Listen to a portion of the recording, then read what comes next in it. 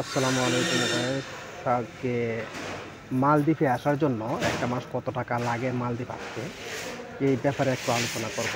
সবাই পাশে থাকবেন, ভিডিওটা দেখবেন, বিস্তারিত বুঝতে পারবেন যে মালদ্বীপ আসতে হলে কত টাকা লাগে, বা মালদ্বীপ ভিসার দাম কত, বা কেমন সুযোগ সুবিধা, এই ব্যাপারে বিস্তারিত না, আজকে আলোচনা করব। চেহারা উড়াইতাম না। প্রথমত, তাইলে আমার মিডিল কাশ ইস্টের মধ্যে সবচেয়ে ভালো আমার দৃষ্টিতে, আমি কয়েকটা রাষ্ট্র দেখছি যে মিডিল ইস্টের মধ্যে সবচেয়ে ভালো মালদ্বীপ। মালদ্বীপ যে কোনো একটা লেবারেও, পুরান লেবার যদি হয়, মোটামুটি যদি বাসা জানে, কাজ জানে মোটামুটি, তাইলে সে যে কোনোভাবে 50,000 টাকা ইনকাম করতে পারে মাসে।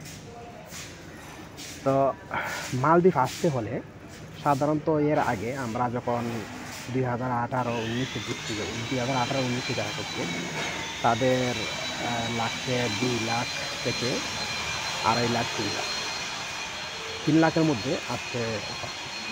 তো বর্তমানে যে করোনার পরপরই ভিসার দাম যেমন বাড়ছে, এমন কাজেরও দিন বাড়ছে।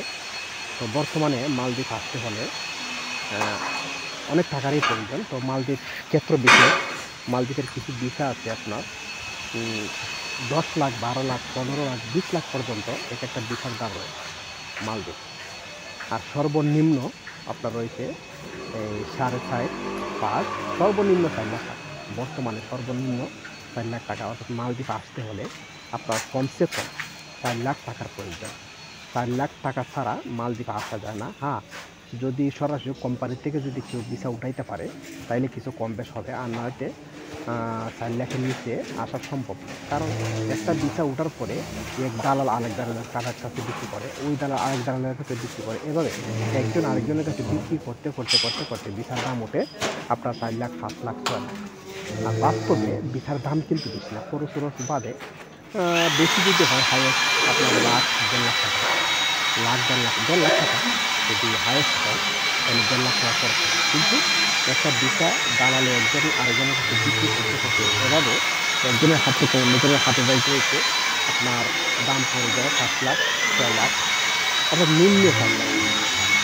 এরকম 4 লাখ টাকা দিয়ে যদি আপনি মালদ্বীপে আসেন তাহলে আপনার কি হবে, আমি মনে করি যে অন্যান্য রাষ্ট্রের চাইতে মালদ্বীপ অনেক ভালো।